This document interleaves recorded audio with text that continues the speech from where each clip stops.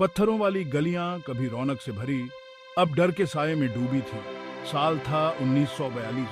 Poland का Krakow German हुकूमत के अत्याचार तले दबा हुआ था। बच्चों की हंसी की जगह टैंकों की गड़गड़ाहट ने ले ली थी। पिरोगी की खुशबू डर की बू में कहीं गुम हो गई थी। नीली आंखों वाली एक जवान लड़की, अन्ना विस्तुला नदी जितनी नीली, वो शहर का दर्द अपना दर्द समझ रही थी। उसका दिल उस जिंदगी के लिए तड़प रहा था जो कभी थी, उस भविष्य के लिए जो वो देखना चाहती थी। गर्मियों की तपिश जान को उसकी जिंदगी में ले आई थी। वो एक शायर था। उसकी रूह उतनी ही चमकदार थी जितनी खेतों में खिले सूरजमुखी। उनकी प्रेम कहानी शुरू हुई सुनहरे और लाल रंग में डूबे सूरज के नीचे।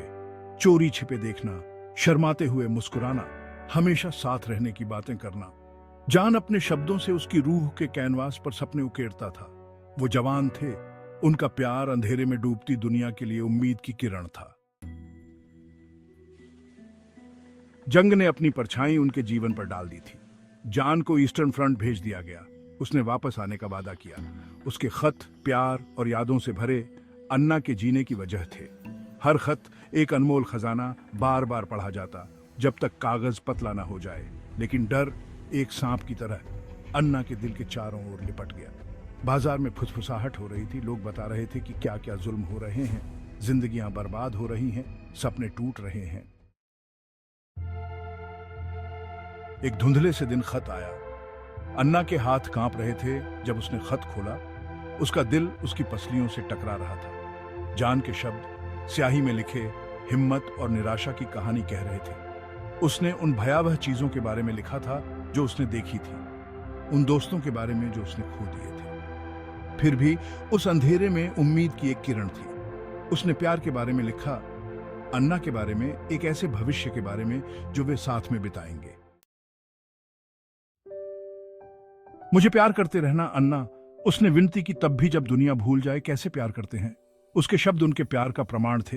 एक गुहार थी कि वो उसकी यादों को जिंदा रखे। अन्ना उसके शब्दों से लिपट गई। उनकी गूंज उसके दिल में गूंजती रही। वो उससे हमेशा प्यार करेगी, तब भी जब सितारे ठंडे पड़ जाएं। उसका प्यार एक लौ थी जो गुप्त अंधेरे में टिमटिमा रही थी। क्राकोव की औरतों पर अनिश्चितता का भारी बोझ था। वे धीमी आवाज में फुसफुसाते हुए इकट्ठा होती थीं, अपने प्रियजनों की कहानियां साझा करती थीं। उनके डर और उम्मीदें एक साथ जुड़े हुए थे। अन्ना को उनके साझा दुख में सांत्वना मिली। उनकी कहानियां प्यार और उम्मीद की अटूट शक्ति का प्रमाण थी। वे अपने नुकसान से एकजुट थीं, उनकी आत्माएं अटूट थीं। अन्ना ने अपने वादे के मुताबिक प्यार और नुकसान से मिली ताकत के साथ जिंदगी को अपनाया। उसने अस्पताल में काम किया, घायलों की देखभाल की।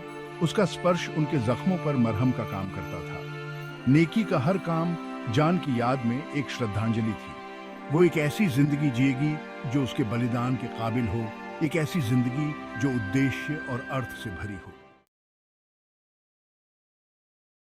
एक उदास दोपहर एक छोटा सा पैकेट आया। अंदर टिश्यू पेपर में लिपटा हुआ जान की एक तस्वीर थी। उसकी मुस्कान, हालांकि थकी हुई, समय और दूरी के पार उस तक पहुंची। एक आखिरी अलविदा। तस्वीर के साथ जल्दी में लिखा गया एक खत। उसने अपने नजदीक आते भाग्य के बारे में, अपनी स्वीकृति के बारे में, उसके लिए अपने अमर प्रेम के बारे में लिखा था। अन्ना रोई। उसके आंसू दुख और कृतज्ञता का मिश्रण थे। उसे एहसास हुआ कि जान का प्यार ही एक ऐसी चीज थी जिसे जंग छू नहीं पाई थी। यह जीवन और मृत्यु की सीमाओं से परे था। मुश्किल समय में एक उम्मीद की किरण। वह उसके प्यार को अपने साथ रखेगी, एक पवित्र लौ जो उसकी आत्मा में चमक रही थी। उसने खत और तस्वीर एक छोटे से लकड़ी के डिब्बे में रख दिए। एक खजाना जिसे वो हमेशा संजो कर रखेगी। जान की याद, एक ध्रुव तारा जो उसका मार्ग प्रकाशित कर रहा था। उसका प्यार, मानव आत्मा की अटूट शक्ति का प्रमाण। और इस तरह अन्ना जीती रही। उसका जीवन उनके द्वारा साझा किए गए प्यार के लिए एक श्रद्धांजलि थी। एक ऐसा प्यार जिसे युद्ध भी बुझा नहीं सका।